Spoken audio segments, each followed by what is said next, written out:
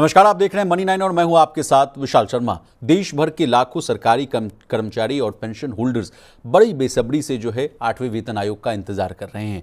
इंतजार का आलम यह है कि अब लोग जो है हमसे पूछ रहे हैं कि कितनी जल्दी जो है सैलरी या पेंशन जो है उसमें 3 गुना या 4 गुना की बढ़ोतरी होगी। अब चूंकि सवाल जो है सैलरी और पेंशन से जुड़ा हुआ है, 8वें वेतन आयोग से जुड़ा हुआ है, तो हमने सोचा कि इस पूरे मामले को जो है बहुत ही आसान भाषा में समझाने के लिए हमें जो है मंजीत जी की मदद लगेगी। तो हमने विशेष अनुरोध करके मंजीत बाबू को बुलाया है मनी 9 पर। मंजीत जी, आपका बहुत स्वागत है मनी 9 पर। थैंक यू विशाल जी, बहुत बहुत धन्यवाद आपका। पूरी जी मनी 9 की टीम का बहुत बहुत आभार।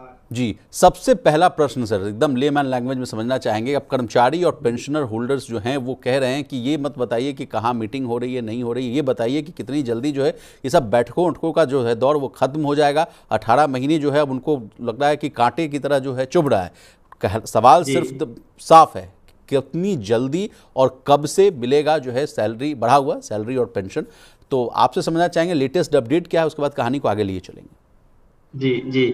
देखिए विशाल जी, पहली बात तो ये सरकार के जो आदेश है, जब 3 नवंबर को जब गजट निकला था 8वें पे कमीशन के फॉर्मेशन का, तो उसमें 18 महीने दिए गए थे। तो आप ऐसे समझिए कि 3 नवंबर को निकला था तो 14 महीने तो पूरा 26 में ही हो जाते हैं, और अप्रैल तक जाकर के 18 महीने पूरे होते हैं।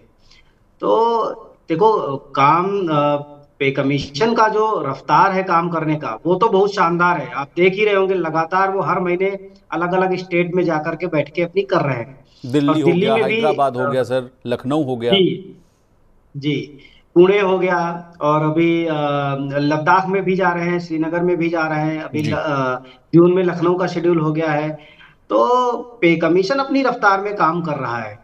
कभी संभव है ऐसा भी कि अप्रैल से पहले पहले पे कमीशन अपनी रिपोर्ट सबमिट कर दे।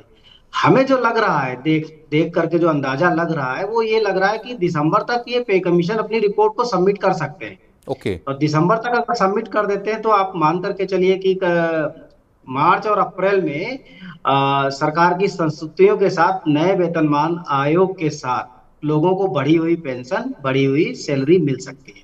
चलिए, अगला प्रश्न आपसे सर, आप ही के लास्ट वर्ड से मैं अपना प्रश्न पूछ रहा हूँ। बढ़ी हुई सैलरी और जी पेंशन मिल जाएगी सर। अभी भी फिटमेंट फैक्टर को लेकर तमाम तरह की चीज़ें सामने आ रही हैं सर। तमाम जितने भी जो सरकारी कर्मचारी के जो संगठन हैं उनके अलग अलग डिमांड्स हैं। मैं बहुत बारीकी से हर एक जो है डिमांड को समझा, परखा।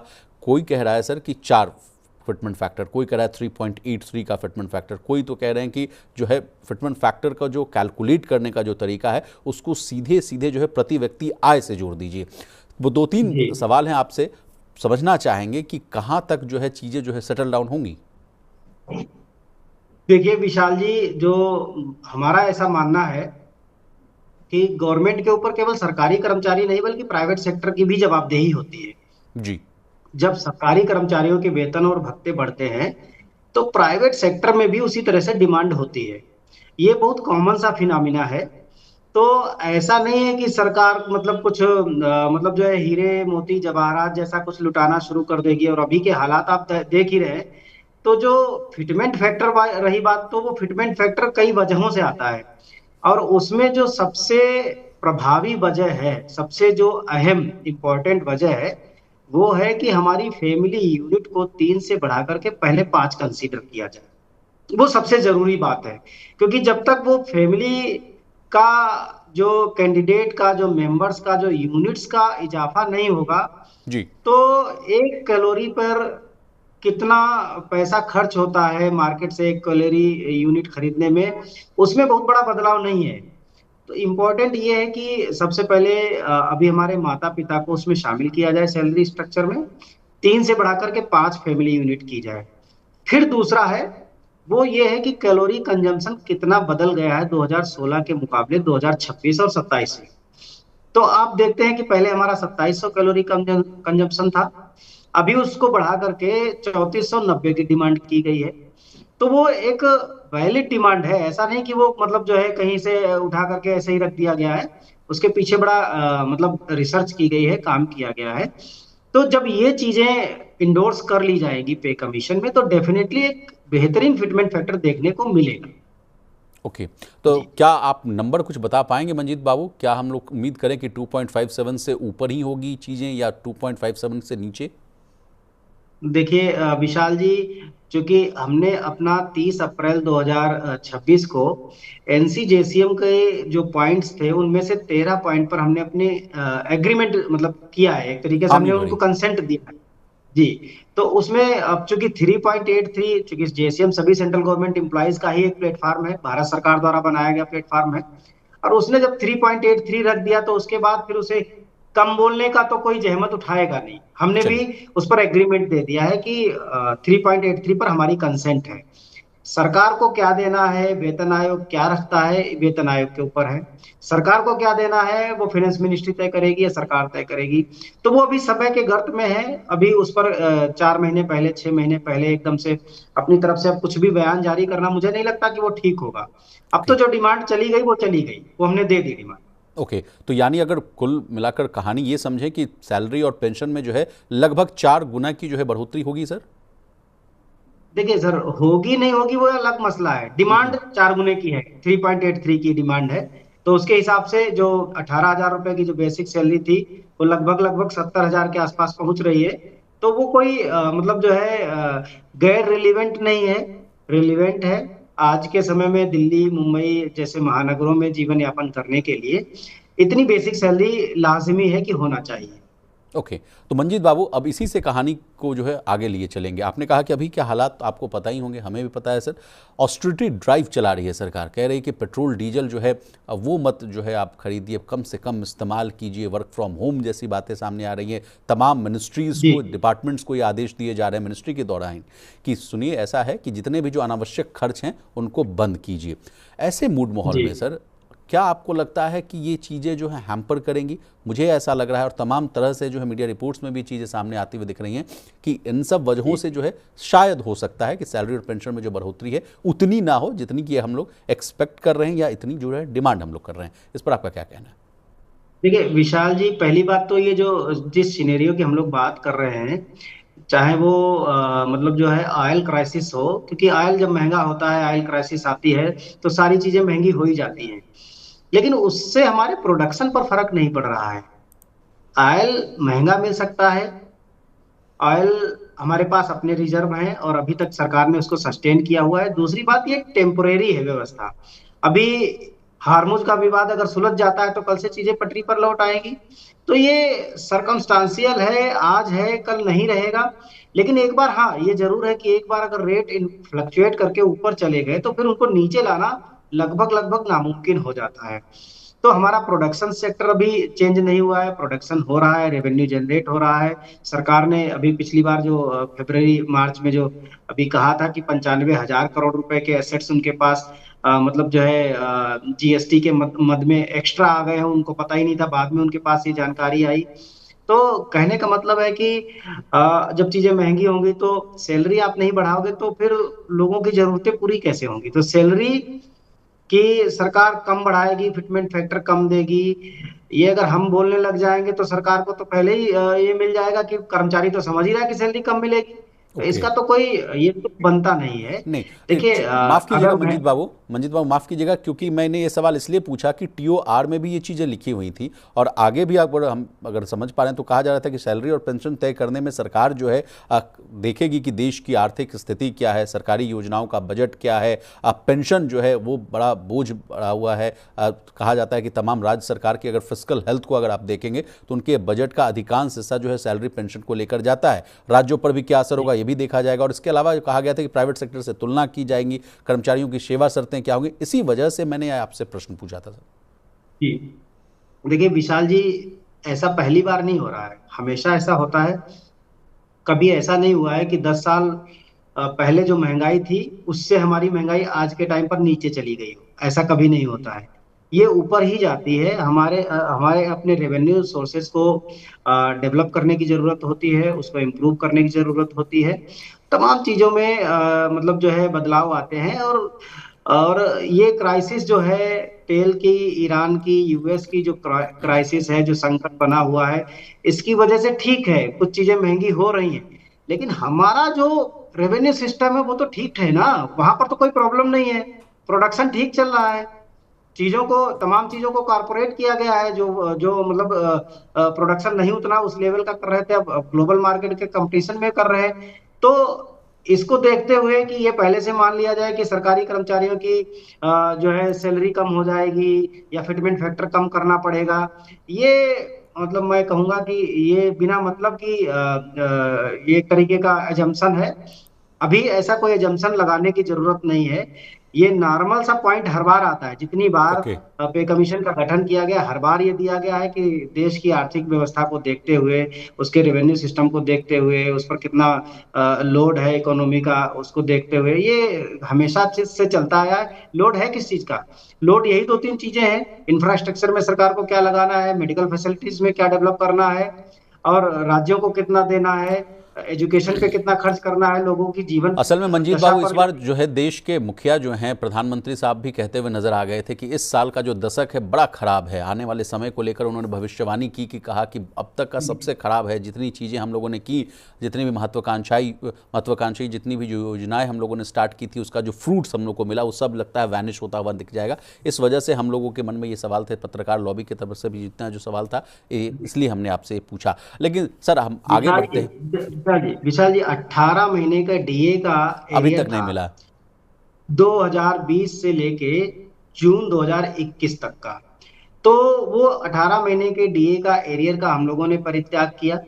देश को जब जब जरूरत पड़ी है, कोरोना आया, जैसे भी हो सका हम लोगों ने सैलरी भी दी, हम लोगों ने मतलब सड़कों पर उतर करके सरकार का सहयोग भी किया।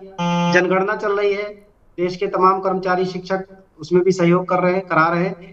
तो जब जरूरत पड़ती है तो वो करते हैं, लेकिन 10 साल के बाद ऐसा होता है कि उनकी सैलरीज को, उनकी पेंशन को रिव्यू किया जाए। और उस वक्त अगर हम यही बात बोलेंगे कि देश के आर्थिक हालात ठीक नहीं है, ऐसा 10 साल में कोई भी समय नहीं रहता है जहां पर पूरे ग्लोब में कोई ना कोई इकोनॉमिक क्राइसिस, कोई ना कोई समस्या ना है। इतनी बड़ी ये दुनिया और देश है, यहाँ कोई ना कोई समस्या तो आएगी ही आएगी। जी। हमें उन्हीं को तो हैंडल करना है। हमारे देश की प्रायोरिटी यही है, उन्हें हैंडल किया जाए। और कर्मचारी कोई बहुत ज्यादा नहीं मांग रहे, एक रिलेवेंट फिटमेंट फैक्टर चाहिए उनको, ताकि उनकी सैलरी, उन पेंशनर्स की पेंशन एक ठीक अदद, एक जीने लायक और अपने ऊपर खर्च करने लायक हो सके। कोई चलिए। ऐसा नहीं मांग रहे कि मतलब जो इससे देश का पूरा राजकोष, खजाना पूरा खाली हो जाए।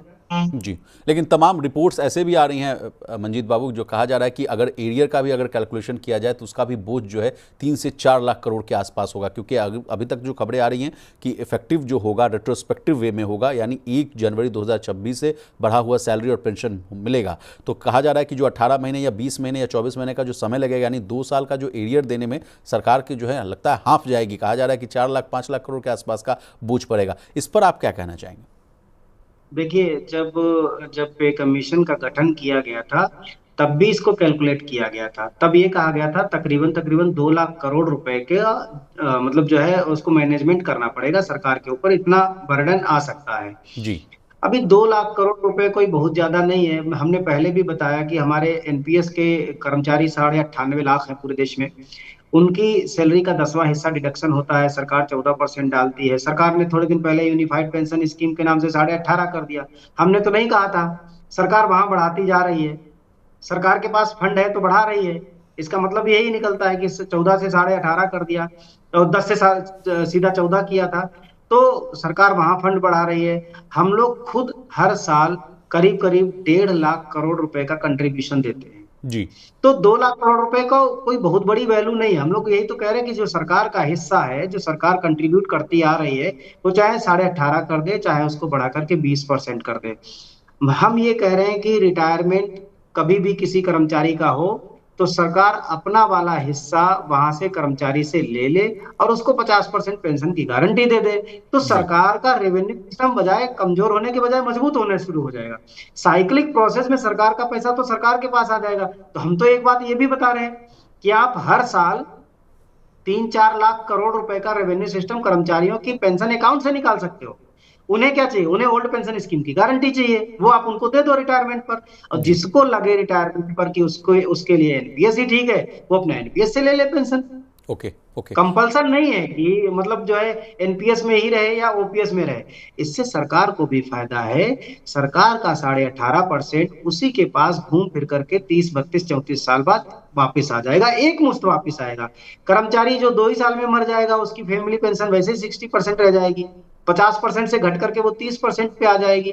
तो सरकार को बेनिफिट है। इधर ये रोना रोए कि 2 लाख करोड़ रुपए का मतलब जो है बर्डन आ रहा है।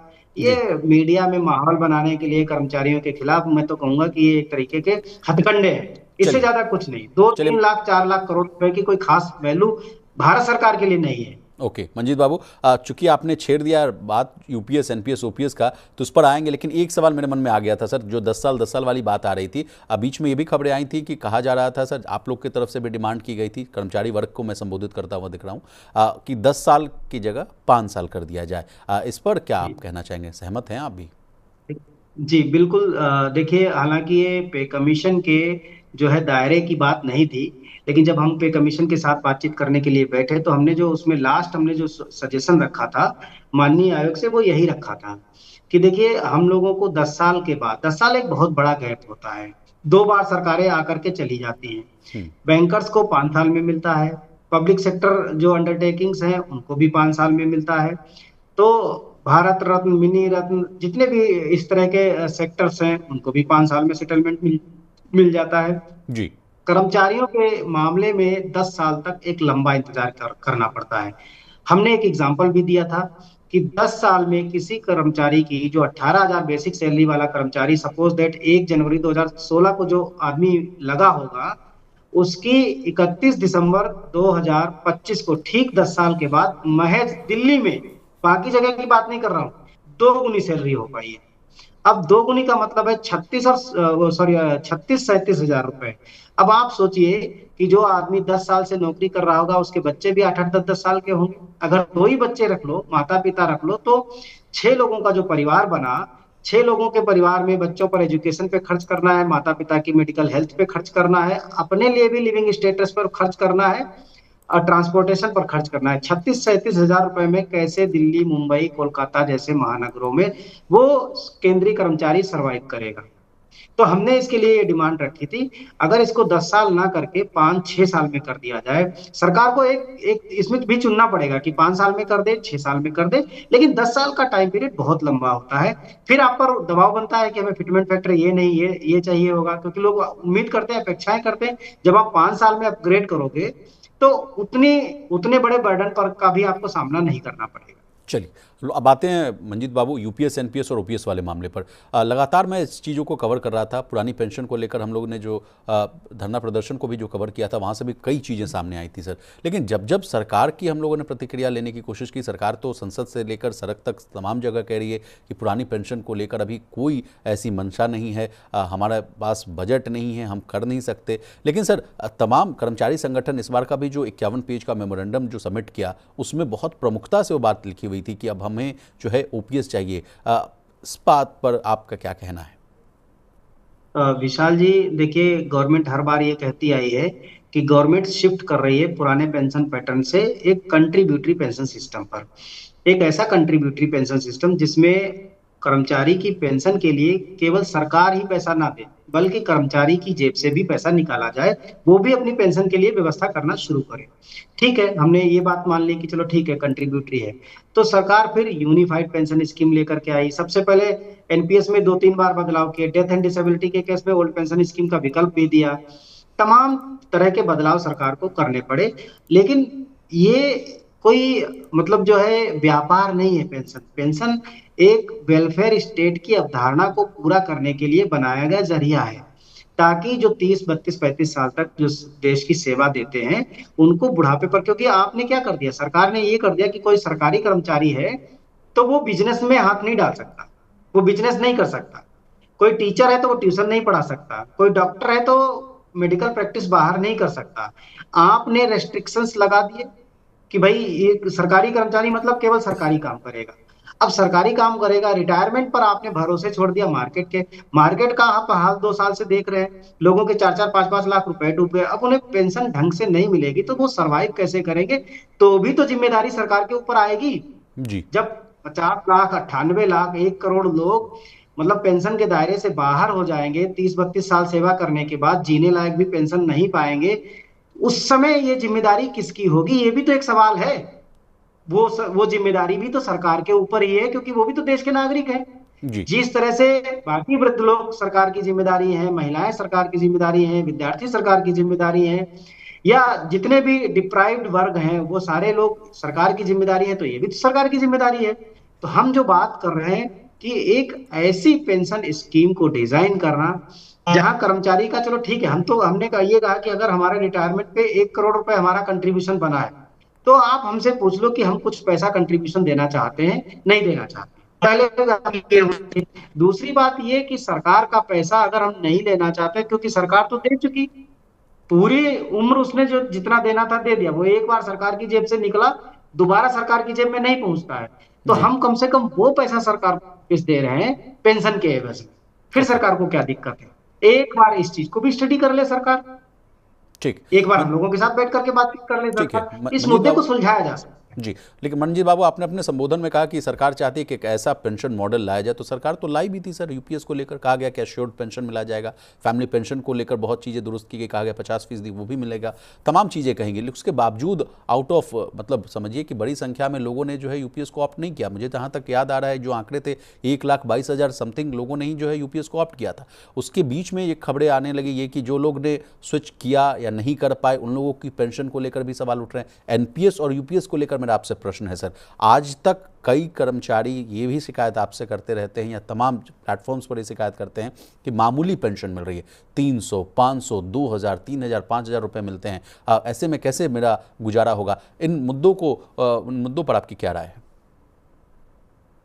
देखिए विशाल जी, पहले भी हम लोगों ने ये कहा था, यूनिफाइड पेंशन स्कीम उस व्यक्ति के लिए अच्छी हो सकती है जिसकी सेवाएं 30 साल से लंबी है, और वो एक बेहतर सैलरी स्ट्रक्चर में आते हैं, मतलब उनका कम से कम सैलरी स्ट्रक्चर लेवल 9-10 से ऊपर हो।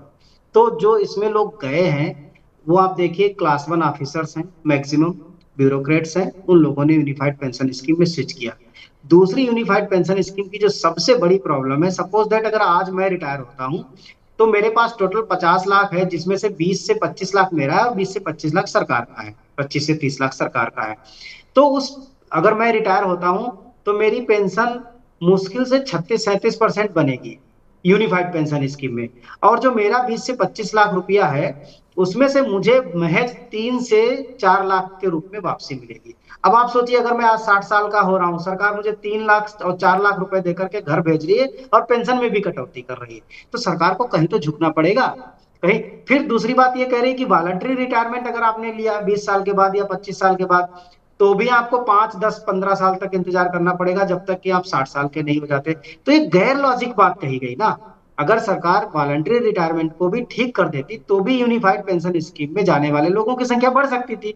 जी। आपने एक तरफ तो आज भी जो वॉलंटरी रिटायरमेंट ले रहा है उसे आज ही से पेंशन दे रहे हो, उसी के साथ नौकरी करने वाला अगर वॉलंटरी पे रिटायरमेंट लेता है, तो उससे कह रहे हो आप 10 से 15 साल इंतजार करो, क्योंकि अभी आपकी एज 50 साल हुई है, आप 10 साल इंतजार करो, 10 साल बाद पेंशन देंगे। अगर 10 साल वो काम करने की स्थिति में रहता, तो नौकरी से वॉलंटरी रिटायरमेंट क्यों लेता? और लेने वाले लोग भी कितने होते हैं। तो ये इस तरह का जो इंजस्टिस है, ये भी एक वजह है यूनिफाइड पेंशन स्कीम के फ्लॉप होने की, ओके। केवल उसके बाकी प्रोविजन ही नहीं। तो ये इंपॉर्टेंट है कि कर्मचारी का अंशदान बेहतर तरीके से अगर वापस किया गया होता, तो शायद कर्मचारी यूनिफाइड पेंशन स्कीम में चले जाते, लेकिन वो किया नहीं गया। हम अभी भी डिमांड कर रहे हैं कि यूनिफाइड पेंशन स्कीम में जो लमसम अमाउंट है उसे आप 5 गुना कर दो, लोग यूनिफाइड पेंशन स्कीम में चले जाएंगे, वॉलंटरी रिटायरमेंट उसी दिन से पेंशन का प्रावधान कर दो, कर्मचारी का अंशदान भी वापस मिल जाएगा, उसे ओपीएस भी मिल जाएगा। ओके। एक एक दो लास्ट सवाल मैं आपसे पूछना चाहूँगा सर, कि जिस तरह से अभी मूड माहौल है, आप तो कह रहे हैं कि बड़ी अच्छी तेज़ी से जो है 8वें वेतन आयोग की जो है गाड़ी आगे बढ़ती हुई नज़र आ रही है, लेकिन सर अगर किसी मायने में अगर ये रिपोर्ट आने में देरी होती है, तो इसका क्या खामियाजा होगा? आपसे समझना चाहेंगे, क्या भत्तों पर इम्पैक्ट पड़ेगा, सैलरी पेंशन और डिले से आता हुआ दिखेगा, या क्या चीज़ें होंगी सर?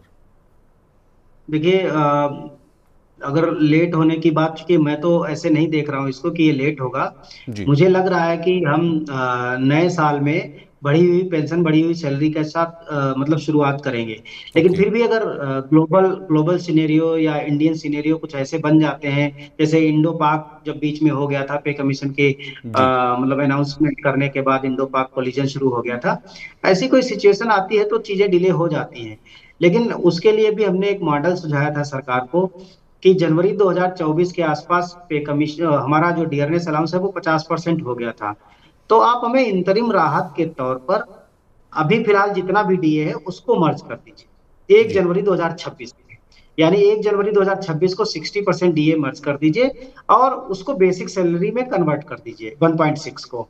तो उससे बढ़ी हुई तनख्वाहें देना शुरू कर दीजिए। पे कमीशन डिले अगर होता है उन परिस्थितियों में तो लोग कम से कम इस चीज को मतलब जो है उसको वैल्यू भी देंगे कि चलो मतलब वाजिब परिस्थितियां बनी हुई हैं पे कमीशन डिले होने की। हम्म। तो ऐसे में क्या है कि कर्मचारी का मन खट्टा नहीं होता और उसे ये लगता है कि सरकार उसको भरोसे में ले रही है और उसकी चीजों को ख्याल कर रही है। तो जो अंतरिम राहत के तौर पे 1 जनवरी 2026 से 60% डियरनेस अलाउंस अगर सरकार मर्ज कर दे तो बाकी चीजें आसान हो जाएंगी सरकार के ऊपर। एकदम से जो एरियर के रूप में पे कमीशन का जो लोड पड़ेगा वो भी नहीं पड़ेगा, वो कम ओके। से कम पड़ेगा। चलिए मंजीत बाबू, आप देश भर का भ्रमण कर रहे हैं, वेस्ट बंगाल भी आप गए और तमाम राज्यों की आप जो है यात्रा कर रहे हैं, वहाँ से क्या इनपुट्स आ रही हैं सर? क्या वहाँ लोग जो हैं वो संतुष्ट दिख रहे हैं 8वें वेतन आयोग के कामकाज से, या एनपीएस से लेकर, या तमाम चीज़ों से? देखिए अभी तो जो हमारी जो बातचीत हुई है पश्चिम बंगाल के सेंट्रल गवर्नमेंट एम्प्लॉयज के साथ हुई है। अभी हमने स्टेट गवर्नमेंट एम्प्लॉयज के साथ कोई मीटिंग या कन्वेंशन नहीं किया है, क्योंकि स्टेट गवर्नमेंट एम्प्लॉयज के लिए मतलब वेस्ट बंगाल की सरकार ने अभी 4 दिन पहले ही 5 दिन पहले ही शुभेंदु सेवेंथ पे सरकार ने कमीशन। जी जी जी वो 7th पे कमीशन का अनाउंसमेंट कर दिया है, क्योंकि वहाँ सैलरी स्ट्रक्चर बहुत पुराना चल रहा था। तो अभी तो कर्मचारियों में यही खुशी की बात है कि नई सरकार ने आते ही मतलब 7वें पे कमीशन का गठन कर दिया है। हमारे जो कर्मचारी लोग हैं सेंट्रल गवर्नमेंट के जो एम्प्लॉय हैं, क्योंकि उनके लिए 8वां पे कमीशन का गठन किया गया है, मीटिंग हो ही रही है, वो उन्हें इंतजार है कोलकाता में बैठक होने का। जब पे कमीशन कोलकाता को विजिट करेगा तो हमारे लोग वहां मिलने की कोशिश करेंगे, माननीय पे कमीशन के साथ में अपनी बात को रखने की कोशिश करेंगे। तो लोगों में अभी तो खैर खुशी है, सरकार बदली है इस बात की भी। मैं तो वहां गया तो कोलकाता की स्थिति, जो सड़कों की स्थिति है, तो वो देख करके ऐसा लगता है कि जैसे हम किसी प्राचीन भारत में आ गए हों। मुझे नहीं लगता कि गांवों की गलियां भी अब ऐसी बची होंगी हिंदुस्तान में जैसी कोलकाता की गलियां और सड़कें थी। तो वो कहीं ना कहीं बड़ी निराशाजनक स्थितियां थी, लेकिन अभी के लोगों को बड़ा भरोसा है कि कोलकाता में बड़े बदलाव होंगे, जी। इंफ्रास्ट्रक्चर के मामले में, एजुकेशन के मामले में, पब्लिक सेक्टर के मामले में। चलिए मंजीत बाबू, आपसे अगला प्रश्न ये मैं पूछूंगा कि जिस तरह से वेस्ट बंगाल में आप कह रहे हैं कि वहाँ जो है 7वें वेतन आयोग की घोषणा की गई, तो ऐसे और कई देश में और कोई राज्य हैं क्या जहाँ अभी भी हम लोग जो है गाड़ी पीछे लेट चल रही है, 7वें वेतन आयोग अभी भी वहाँ इम्प्लीमेंट नहीं ऐसे हुआ है? ऐसे जी विशाल जी, ऐसे कई राज्य हैं जिनके अपने अलग अलग पे कमीशन चल रहे हैं। जैसे पंजाब में अभी भी छठा पे कमीशन चल रहा है, बंगाल में भी छठा चल रहा था, सरकार ने 7वें के गठन की घोषणा की है। केरल में तो देश के सेंट्रल पे कमीशन से भी ऊपर चल रहे हैं, वो 11वें पे कमीशन से सैलरी ले रहे हैं। यही ओके। नहीं, उनका जो मिनिमम बेसिक सैलरी है वो 23,000 है, जबकि सेंट्रल गवर्नमेंट में 18,000 है। आप देखिए, तो ऐसा तो है नहीं कि केरल के पास बहुत बड़ा रेवेन्यू सोर्स हो, ऐसा भी नहीं है। तो कई बार सरकार की इच्छा शक्ति पर भी चीजें डिपेंड करती हैं, सरकार की पॉलिसी पर भी चीजें डिपेंड करती है कि वो किस सेक्टर को कितना इंप्रूव करना चाहता है। तो ओके। इन सारी चीजों पर भी ऐसे और भी स्टेट हैं जहां छठा और 7वां पे कमीशन चल रहा है। बहुत सारे स्टेट्स बेसिकली सेंट्रल गवर्नमेंट के साथ अलाइंड होकर के काम करते हैं, लेकिन अभी भी मैक्सिमम स्टेट्स की ऐसी संख्या है जो सेंट्रल गवर्नमेंट के साथ अलाइंड है। हाँ, नॉर्थ ईस्ट में से जो राज्य हैं जहां चल तो 7वां ही पे कमीशन रहा है, लेकिन उनका पे मैट्रिक्स अलग है, उनकी बेसिक सैलरी अलग है। अगर हमारे यहाँ 18,000 है तो किसी के यहाँ 17,500 है, किसी के यहाँ 13,500 है। ओके। ओके। लास्ट सवाल मंजीत बाबू, अगर खुदा ना खास्ता अगर इस तरह की जो डिमांड्स हम लोग जो सोच रहे हैं कि 3.83 या 4% के आसपास, क्या माफ़ कीजिएगा 4 का फिटमेंट फैक्टर, और या तो बेहतर 3 से ऊपर का, इतना 3.25 के आसपास का, अगर वो ना मिले तो कर्मचारी संगठनों की क्या प्रतिक्रिया होगी, क्या स्ट्रैटेजी होगी, ये भी हम समझना चाहेंगे। देखिए ऐसा है कि पे कमीशन में बड़े बड़े 9 मुद्दे हैं, 9 चीजों पर बात की गई है। तो ऐसा नहीं है कि केवल फिटमेंट फैक्टर ही है, उसमें बहुत सारी चीजें हैं, अलग अलग डिपार्टमेंट की तमाम ऐसी चीजें हैं जिनको रिजॉल्व करना जरूरी है। लेकिन हाँ, मैं ये जरूर कहूंगा कि फैमिली यूनिट को लेकर के हमारा सबसे बड़ा दबाव है, सरकार के ऊपर सबसे बड़ा सवाल है कि उसे 3 से 5 कंसीडर किया जाना चाहिए। और फिर जो फिटमेंट फैक्टर बनेगा, देखिए हमेशा ऐसा होता है कि जो मांगा जाता है वो नहीं मिलता, उसके आसपास कुछ मिलता है। तो इसको लेकर के जरूरत पड़ेगी, अगर अगर जेसीएम और सब लोग हम लोग जब मिलकर के बैठेंगे, तो अगर जरूरत पड़ेगी तो कुछ नया फैसला लिया जाएगा। लेकिन मुझे लगता है कि अभी ऐसा सोचना भी ठीक नहीं होगा, क्योंकि पे कमीशन काम कर रहा है। हमें भरोसा है कि पे कमीशन इस बार चलिए कुछ बेहतर करेगा। चलिए, तो अगली लास्ट सवाल मैं आपसे पूछूंगा सर, अगली बैठक कब है? 1 से 4 जून के बीच में खबरें तो ये आ रही हैं कि श्रीनगर का दौरा कर सकते हैं, फिर उसके बाद जो है खबरें आ रही हैं कि 8 जून को लेह लद्दाख के में जो है मीटिंग होगी।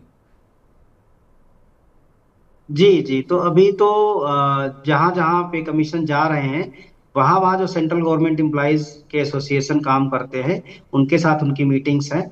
और उसके बाद मीटिंग का दौर जब खत्म होगा, मुझे लग रहा है कि 2-3 महीने में सारी मीटिंग्स सभी स्टेट्स ठीक वो है। कवर कर लेंगे। ठीक है सर। उम्मीद है कि अगस्त सितंबर तक सभी मीटिंग्स हो जाएंगी, और उसके बाद फिर वो दिल्ली में अपना रिपोर्ट पे काम करेंगे। और दिसंबर तक मुझे लगता है कि रिपोर्ट सबमिट हो जाएगी। तो अभी जब तक कि पे कमीशन ऐसा कुछ कर रहा है, इतनी स्पीड में काम कर रहा है, तब तक हमें ऐसा कुछ न कहने की न करने की जरूरत है। अभी वेट एंड वॉच की स्थिति है, तो हम थोड़ा देख रहे हैं। अभी हमारे लोग दे ही रहे हैं, लोग उनको सजेशन दे रहे हैं, अपनी अपनी जो समस्याएं हैं वो बता ही रहे हैं। तो एक बार ये फाइनलाइज हो जाने देते हैं, उसके बाद देखते हैं कि क्या हो सकता है। चलिए, मुझे समय निकाला, तमाम विषय को बहुत ही आसान भाषा में विस्तार से समझाने की कोशिश की। जाते जाते अगर आपका कोई कंक्लूडिंग रिमार्क हो तो प्लीज़ दे दीजिए।